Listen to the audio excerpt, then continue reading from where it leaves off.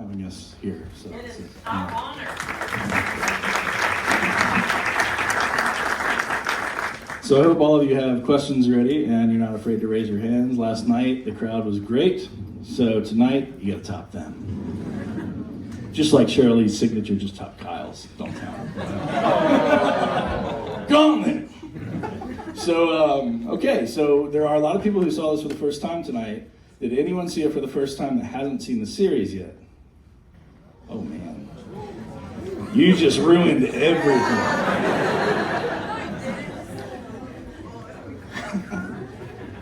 So I'm gonna actually get to the audience right now because I know a lot of you have questions and we have about 30 minutes. So throw those hands up and let's start calling. You right there, yes, yep. Okay, cool. Project. Okay. Hi. So, you're an amazing actress and you're really cool. And my dad loved you in Backbeat.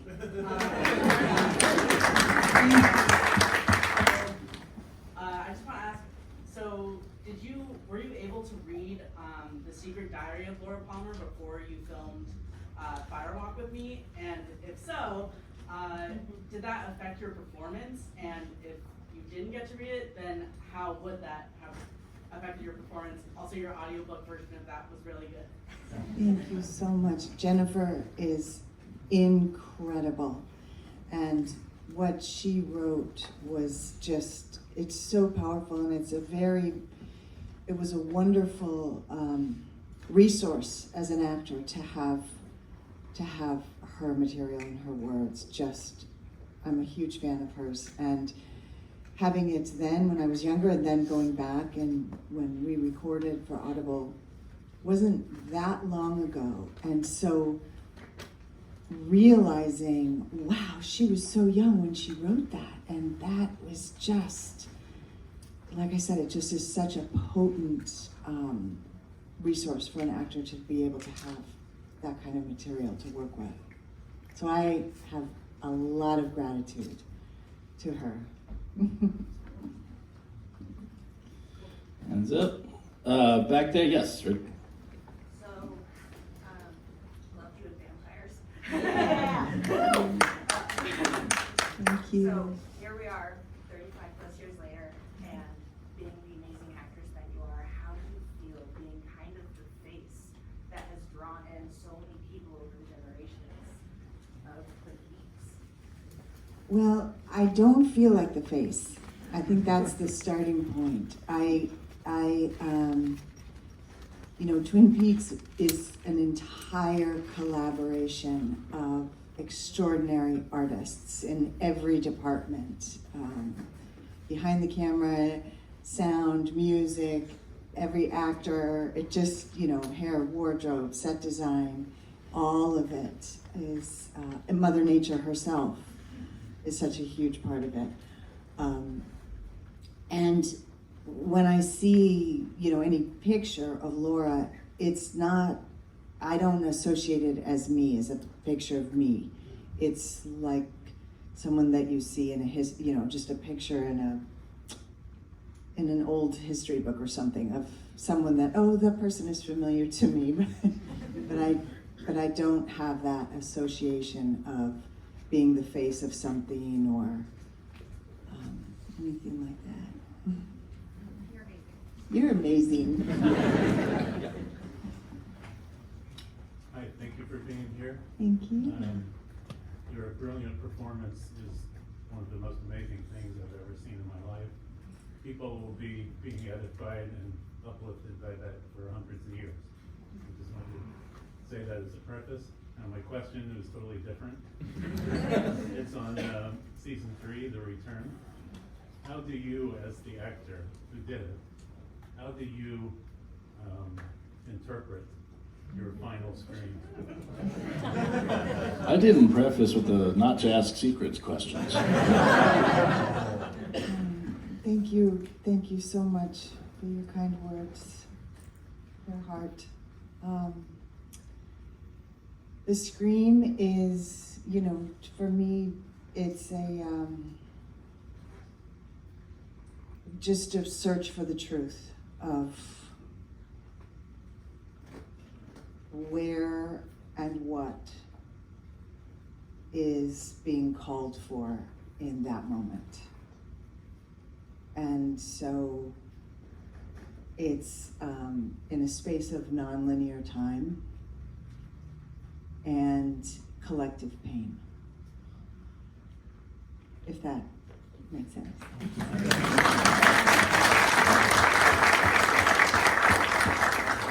David would have said pass.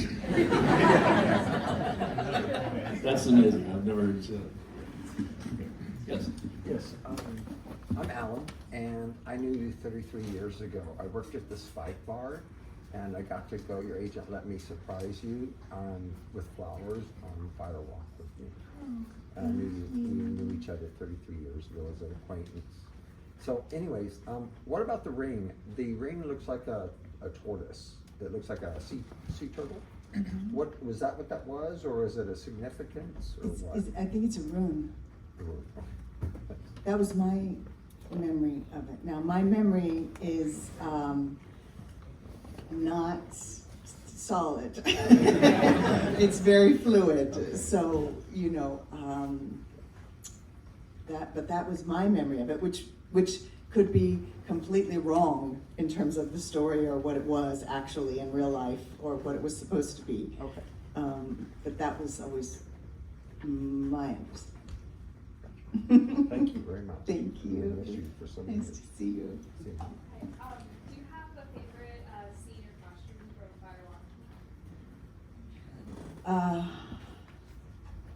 Firewalk? That anyone was in, or that? Like specifically you, or it can't be anything. Well, oh gosh, it's so hard because the scene that I feel the most relief in is the angel, because I feel, you know, that that was the relief. That was the relief, the release, the purpose, the what was needed. And so, and being there and seeing that beautiful angel come down in that space, that was a special time. But then there were other scenes that were just wonderful because they were funny or they were fun or it was a lot of the cast together, and those scenes were really special for different reasons, you know. Being able to work with all of those wonderful actors who, you know, inspire you and make you laugh and make you cry, and in 1 minute can terrify you and then tickle you to death. So that was wonderful. Awesome. And since you brought up wardrobe, was anyone here in this room here for the premiere around that time that saw Ray Wise wearing the white suit? Because this is the first time we have watched that short, and I'm just like, I wonder, just doing Ray, I wonder if he wore the white suit because of Bob. and well, yeah. Yeah, when he sang Miss Misery at the Oscars, right? Yeah, that was awesome. Anyway, next question. Yes. What was it like working with David Lynch, and will we be getting a season 4 anytime soon? Bad question. Working with David is What was it like working with David Lynch, and will there be a season 4 anytime soon? I'm sorry. I don't know. working with David is like entering a magical world of fun and surprises. It really is. It's a very beautiful world that he creates to work in, even in the midst of challenging and very complex material. It's just a beautiful experience, and you know that you're going to grow and you're going to get to do things you never thought you were even capable of doing, and you really get to feel that trust, knowing that you're going to be guided in that way and inspired, and have fun doing it, and be very challenged in a good way. And season 4, you know, I don't know. I didn't know there would be a season 3. So I can say that I sure hope so. but I have no idea what the future brings. I don't even know what tomorrow brings, so I don't know what an hour from now brings. That wait for season 3 broke me. I'm just to the point where I'm like, I cherish that we have it. Period. Like, that's just. Well, I remember that Showtime teaser where just the year 2016, which wasn't when it was released, but 2016 just like crashed. And you heard the theme, and it was just like chills. Everybody. It was. So if he never makes a season 4, I mean, we got something pretty amazing, right? I mean. That would have been a great ending to this Q&A, but we're only halfway through it, so. Yeah, right there. Hi. We just came from Spain because we were traveling to visit the locations of Twin Peaks because I was a great fan when I was a kid. And we just found out that this was going to happen. We bought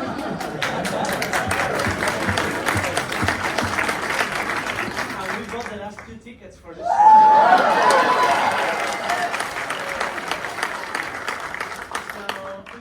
Of a dream. And talking about dreams, my question is, when you work with David Lynch, do you usually have to ask him like, okay, David, this scene is a dream, this is real, this is a metaphor, or how I does it would work? not dare. I would not dare. No? No. And it's not because he would be upset if I asked it, but there's no answer to that. I mean, how do you know this isn't a dream? So we just all showed up in your dream for the last, just synchronistically, there were only 2 tickets left. We need everyone's head not to explode, so if they want to Okay, thank you. Yes, thank you for letting us be in your dream. Let me ask you this. You came from Spain, you're here, you happen to find this out. Does it feel like a dream? Yeah, sure. It's a David Lynch movie right now for me.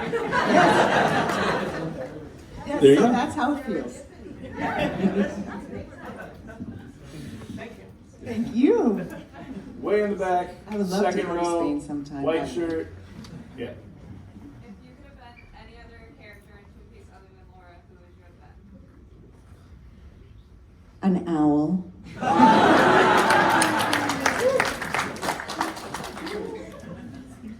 She's froze. Next question. Yeah, on the end black shirt. Yep, you. Oh, me. Yes. Hi. I wanted to know, playing such, first off, you're amazing. You've been awesome playing a really heavy role, but making it so fun and awesome to have along for the audience. What was it like in your personal life to play a heavy role? How did you survive that, and what could you do in your own personal life to make that easier on yourself and your emotional capacity? Well, are you an actor? No, but I love art and I write. Because the understanding that you have, from asking that question made me think you were an actor. But I think it's in your writing. So, because of the way the shooting schedule was, the filming schedule, I didn't have a lot of time for my personal life during that time, which is challenging and also sometimes really preferred, because you're in this cocoon of the work. And so you're living and breathing and eating and sleeping and dreaming, and it's all there, and you're on location. So that was really great to be that deep in it, and rather than coming in and out. And but I was also really, really young, and in acting school they teach you how to develop a character, and they don't teach you how to let the character go, or how to take care of your body, mind, heart, and soul while you're working on that character. So I had to find my own way through that. And I've had a lot of wonderful teachers, and I don't just mean acting teachers, I mean life teachers. you know, how do we care for our bodies, and how do we care for our emotional bodies and our mental bodies and our spirit and our creative self. So I sought out teachers of all different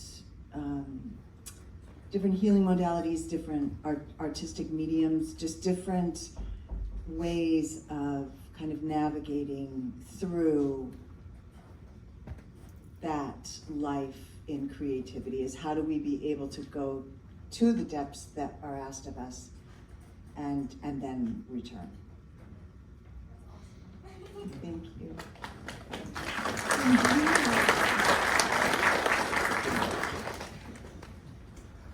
So you've been coming back to the area over the course of your career and many different years afterwards to celebrate with people.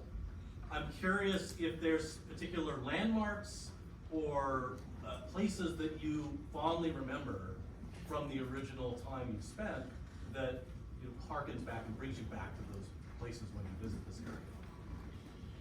Yeah, it's more though, it's not as specific as that. It's that, different places hold a certain energy, and the trees of a place and the land of a place and the smells of a place and the way the light comes to that place and the stones and the shapes of the mountains.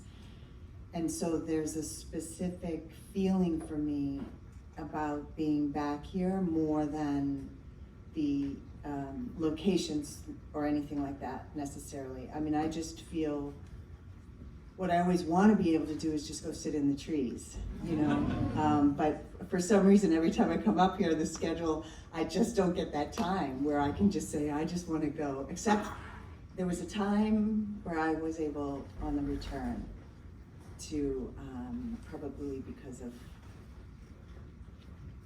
film's, location, where I was able to really be in the trees for as much as I wanted to. But that's what I would say. It's the trees. Thank you. Based on, that was great. Based on that question, when we were coming from the airport and heading into town, I know there were a couple moments where, as things. Oh yeah.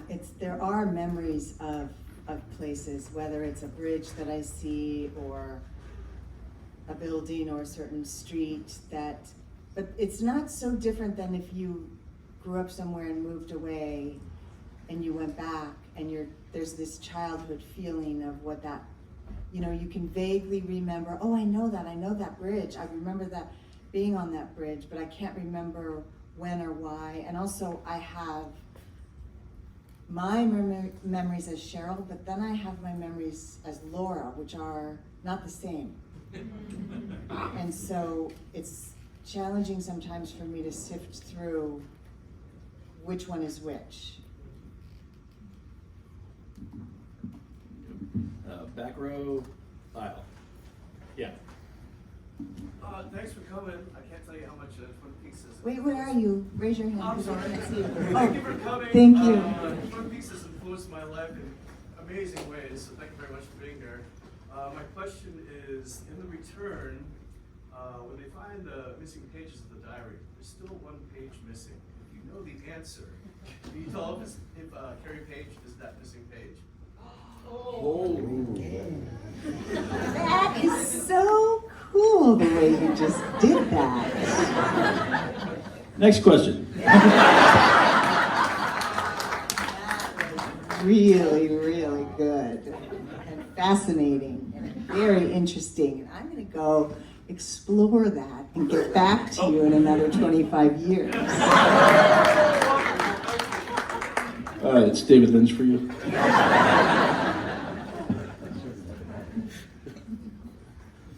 Yeah.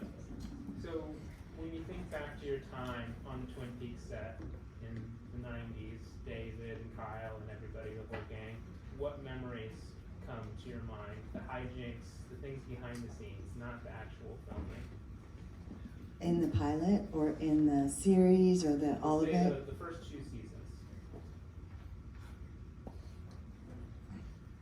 Well, I was so green in terms of I didn't I had no, that was my entrance into television and film. So I just was like, how does this all work? And, you know, it just, I kind of just feel like I was watching and learning everything all the time. And so I don't know that I can remember anything specific so much as just kind of being like, you know, a kid in a candy store. Like, this is all just amazing watching. I mean, just walking onto a set or with all the other actors or seeing how everything worked and having to learn how do you even film a television series? And just hanging out with them, you know, just being able to, I mean, with David, I'm sure you've heard many of the stories that we have told about working with David when something happens that wasn't necessarily planned, and how David is so present in the moment that he just goes with whether it's the lights flickering in the morgue, you know, that wasn't planned, it was because the lights were actually flickering. And he sees, rather than, you know, get upset and say, wait until they're fixed, he sees the magic in that. And the way Bob was cast in terms of, you know, being in the right place at the right time accidentally, and inspired David and Mark to go write this character and write scenes. And so that was present all the time. That there's what we see on the page, what we think is going to happen that day, who we think is going to be in the scene, and then this whole other dimension of what is also present and invited and welcomed. Thank you. Thank you. One of my favorite scenes, it was in the pilot that was not supposed to happen, where the lights are flickering, but then Kyle looks at the doctor or the technician and he's like, "Could you leave us, please?" And he says his name. He thought he asked his name and it was like an ad lib, and he's like, "Could you leave us, please?" He's like, "Oh, yeah." And I guess it was not, he thought, that actor thought Kyle was asking him his name. And it's in there, and I'm sure Stephen Miller knows the guy's name. What was his name? Yeah. Yes. Stephen Miller, everybody. We have time for about 3 more questions, so I'm gonna go right here in the center. Nice switch. I'm so prepared for this, but yeah, thank you so much for coming. It's really special to have you here. And I just wanted to ask, how has your relationship to Laura changed over the years and over the different installments of Twin Peaks? Well, I think and thank you for being here. You know, the first few years I didn't have an objective perspective of her because I was still carrying her in a way, you know, because there was the pilot and then the season 1 and then the season 2 and then the film were it wasn't such a huge time span in between all of that. So she was present, even though there were a couple of those times where I did go play another character or do another job, but Laura was still present within me, not from outside me objectively. And so as time has gone by, and as I've gotten to meet all of you wonderful people and had conversations and been able to hear from different perspectives and different points of view and different ages and different places in the world, what that story carried, that has grown my relationship with her, with Laura. And also just as I've aged, you know, as we age, we just go through a lot of different things and a lot of different chapters of our lives, and different things mean more to us and other things mean less to us. And so that also is the water that sort of smooths the stone and changes the shape of it. Light blue shirt on the end. Hi, it's just like a bucket list to be sitting in mind sharing oxygen with you. I don't know if you know, I mean, just looking around this room, how many young people are now completely binging the series and the missing pieces and everything. They don't know the struggle of back in the day. And how the marching band meets and have to take my black and white portable TV trying to get a signal to the stadium, or telling my grandfather to hit VHS and record it, waiting for China Beach to end. You know, I've been there for the long haul, and Thank you, I honey. don't have a question. I just want to say thank you. Oh, you're so sweet. I appreciate that so much. There is something really, really, really wonderful about not being able to binge on something. You know, that I think that we've lost something really special by now having this ability to binge on everything and not wait and think, because when you have to wait and stand around the water cooler and talk about what you think is happening, your own imagination gets really inspired and active, and you know, and that was a special thing. And the conversations that would happen, or the watching parties that I would hear about all the time. And you know, I don't know. I know we could maybe somehow by ourselves decide thoughtfully, you know, I'm not going to binge, but that was a special time when those, with the VHS and the record and having to wait, and yeah. You'd be devastated if it didn't work and you got home, you're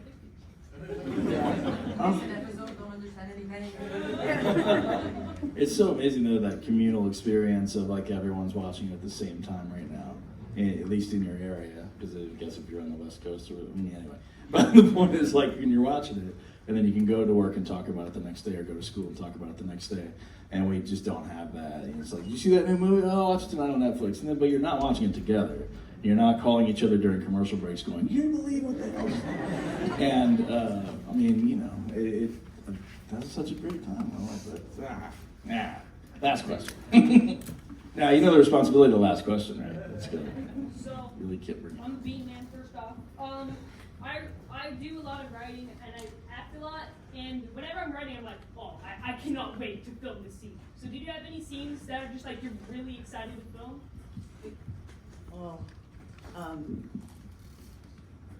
mine were more nervous. I was more nervous than excited. And those two are not so far apart from each other, but because that character was complex, it was a lot of me going, I have no idea how I'm going to do this, but I trust that David will help me find a way to do it. So there was excitement in that, who I was going to get to work with that day, knowing, oh, this character, this actor is going to be there. There was a lot of excitement in terms of that, you know, and just being able to be with David or in the locations. But in terms of just my own acting, and it was just trying to, you know, manage my nerves. And you did it. Well, I think David did it. Well, so that's the thing, like the actor, a lot of actors, you know, they read a script and they decide how they're going to play the character, and they have that process because a lot of directors aren't as hands-on as David. So was some of the anxiety or nerves, like the night before a scene or something, when you're reading it and going, okay, I've got it, I'm ready for tomorrow, is there still the, how is David going to have me do this question out there, because you know how you're going to play it, but then... But I don't know how I'm going to play it. Oh, okay, cool. Yeah, That's I what don't. Okay. I don't. I know that part of my preparation has to be in a way to empty myself so that I'm not thinking about how I'm going to do it, that I'm just living it. So I can look at a scene and see there's a huge emotional arc, you know, where it starts, where Laura starts and where Laura ends by the time the scene's done. So I can see things like that in terms of the structure. But then also I know that what I'm seeing on paper and what is going to be asked of me when I get there is very, very it's different. It's just so rich. It's so layered when you get to work with him. Yeah. And there's all these surprises that you didn't know were going to be were going to be there. And that's David. Thank you so much, everyone. But before you clap, I just want to say real quick, all of us in this room, when you watch David Lynch's films or TV shows, when you feel that fear or panic or love and you're weeping from a sadness, and then the next scene you're terrified, we all have felt that, and we're all in this experience together, this dream, if you will, together right now. So I hope you've introduced yourselves to each other if there's a stranger next to you, and just realize how special this is to be a part of this, all of us together. And with that, when you come up to meet Sheryl, just know that we all have our moments that we're waiting to share and things, but while you're doing that, Sheryl is amazing, and she will talk to you. But if we come up at all, myself or Mr. Steve over here, and we say, thank you for coming, we just have to kind of keep moving. We do have to keep moving, and I hope you respect that, and thank you so much for being a part of this, and we can't wait to see you. We're going to do this outside, but I'm going to let Beth instruct on how it's going to go down, and now applause. Thank you.